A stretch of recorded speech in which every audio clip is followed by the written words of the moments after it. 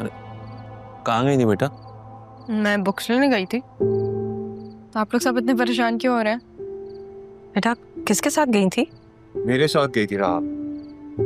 अरे मैंने तो राहा को अरमान के साथ जाते देखा था। जी एक्चुअली राह को भी कुछ बुक्स लेनी थी और मुझे भी, तो हम साथ ही चले गए।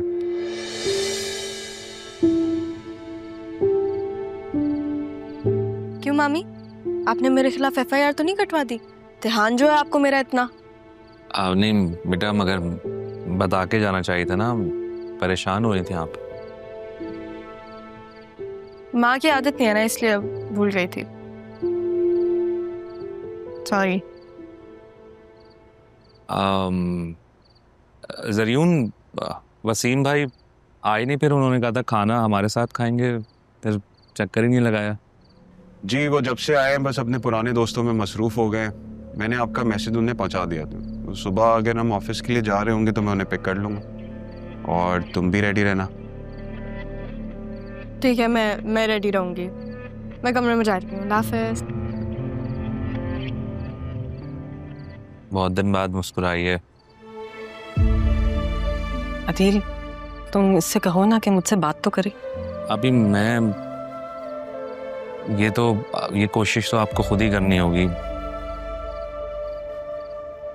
आप एक काम करें ना, कल से ये ऑफिस जा रही है तो इसके लिए कोई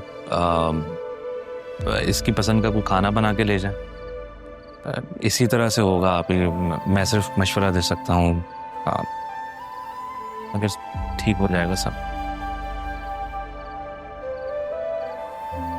ओके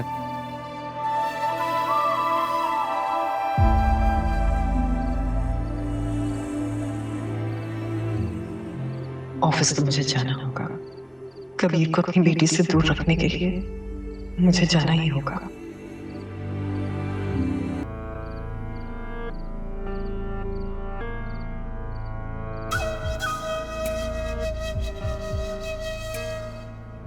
काम पे तो तुम जा नहीं रहे हो, फिर कहाँ थे सारा दिन? नौकरी तो नहीं छोड़ दी?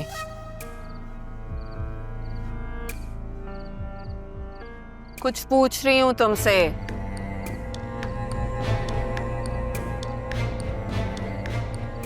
कबीर तुम ठीक तो हो ना? कोई परेशानी है? नहीं, कोई परेशानी नहीं है। सारी जिंदगी गुजर गई लेकिन तुमने ढंग से झूठ बोलना नहीं सीखा, और ना ही सच। कभी कभी मैं सोचती हूँ हमारी शादी हुई क्यों थी? शायद एक दूसरे की नफरत सहने के लिए। वैसे तो तुम पहले भी हमेशा मुझसे लापरवाह थे, लेकिन आजकल तुम कुछ ज्यादा ही गुमसुम हो। अब तो खाला भी नहीं रही जो तुम्हें मेरे खिलाफ भड़काती रहती थी। सारा इल्जाम मेरी माँ पर डालकर खुद को बेकसूर ना समझो। तुमने जो गलती की है ना, किस्मत तुम्हें कभी माफ नहीं कर सकती।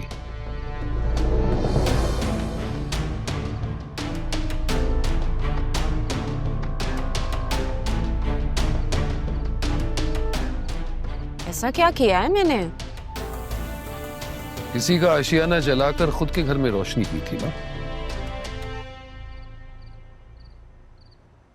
तारा की बात कर रहे हो? वैसे हैरत है तुम भूले नहीं हो उसे अभी तक। याद रखो कबीर, इस गुनाह में तुम बराबर के शरीक थे। हाँ, इसी की सजा काट रहा हूं, और वो सामने आकर भी शायद मेरा चेहरा नहीं देखना चाहेगी। सामने आकर? तुम मिले उससे? अब तो मरने के बाद ही मिले मुझे। ढूंढ ढूंढ कर थक गया। मिल जाएगी तो मना लोगे? नहीं, वो नहीं मानते, लेकिन कम से कम माफी तो मांग सकता। कितने बेचैन हो रहे हो ना तुम मुझसे माफी मांगने के लिए। और मैं, जिसने सारी जिंदगी तुम्हारे रवैये को बर्दाश्त किया, उसका क्या? उसकी जिम्मेदार तो तुम खुद हो। ठीक है, एक दिन इकट्ठे ही माफिया मांगोगे तुम।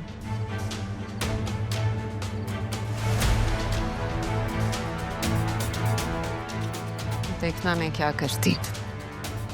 कब और कैसे तुम्हें मजबूर करूं।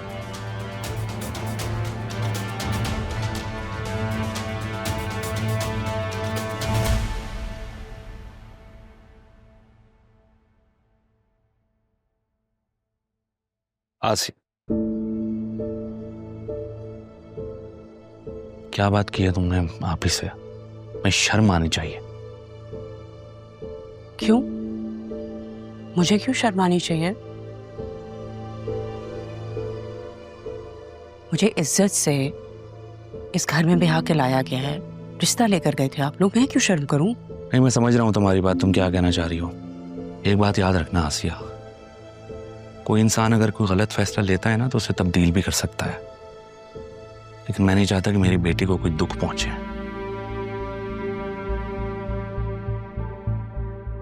आप ही ने जितनी तकलीफों के साथ जिंदगी गुजारी है, किसी दुश्मन को भी वो दिन देखने ना पड़े। और ये तुम राहा और अरमान के बारे में क्या कह रही थी? जब तुम जानती हो कि राहा की शादी जरीउन से ही होगी, चाहे तुम कुछ भी कर लो। मैं जानती हूँ मुझे कुछ भी करने की इजाजत है अदील, बट मैं राहा और जरीउन की शादी की तैयारियों की बात कर रही थी। सोचा तो ये था कि बतूल की शादी होगी उससे, अब वो तो होने से रही, तो अब राहा के साथ जो जाने अनजाने में मैंने गलतियां की हैं, उन गलतियों का कफारा अदा नहीं कर सकती क्या? मैं तुम्हें समझ नहीं पा रहा हूं। लेकिन मैं सबको समझ गई। तारा को तो मैं कुछ नहीं कह सकती, लेकिन राहा के साथ मेरा बिहेवियर बहुत बुरा था। तुमसे और राहा से मैं माफी मांग लूंगी, बतूल को भी समझाऊंगी, वो भी समझ जाएगी, आखिर वो भी तो उससे बहुत प्यार करती है। तुम अचानक, is everything alright? Yeah, everything is all right. जब राहा और जरीउन को साथ देखा तो अंदाजा हुआ कि मैं नहीं कर सकती अपनी बेटी के साथ ज्यादती।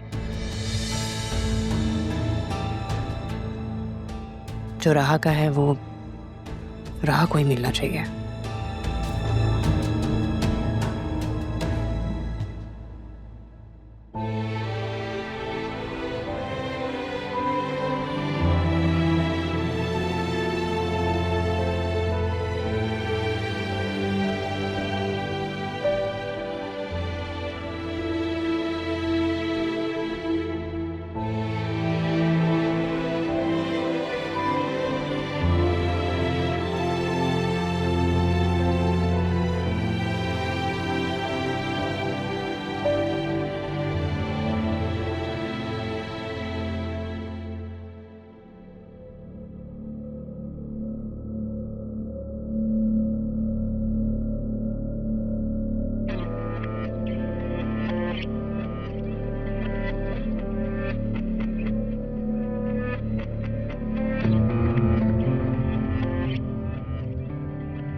अस्सलाम वालेकुम डैड।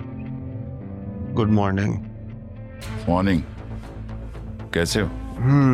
मैं ठीक। डैड, आप दादा जान के घर क्यों नहीं जा रहे हैं? अतील